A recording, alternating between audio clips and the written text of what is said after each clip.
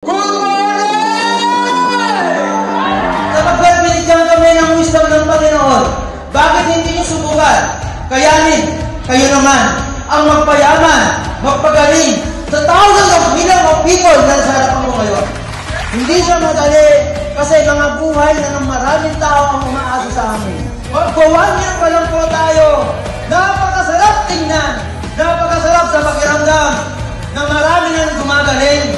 Marami na natutulungan sa ganitong negosyo. Napakahalaga po na ang produkto natin ay napaka-effective.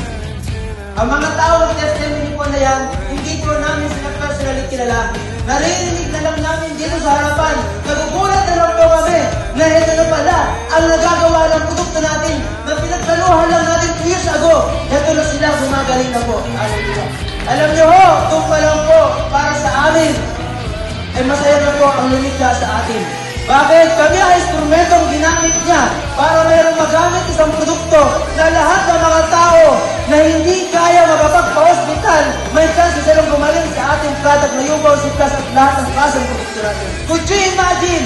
Fresh company, pioneer company, the 4 billion industry, nasa harapan mo na, nasa kamay mo na, imposible hindi ka aangat. Tuwing nakikita mo namin ng mga cheque ng mga bago, 1 year pa lang po tayo, marami nang gumaganda, gumagwapo, kumikita, yung mayaman sa kumpanya natin. Ilang milyon ng Pilipino, Luzon, Visayas, Mindanao International, ang gumaling sa ating produkto.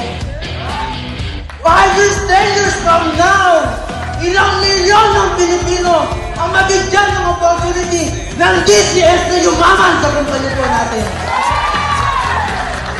Kaya proud po tayong sabihin sabay-sabay, DCS, Happy Anniversary!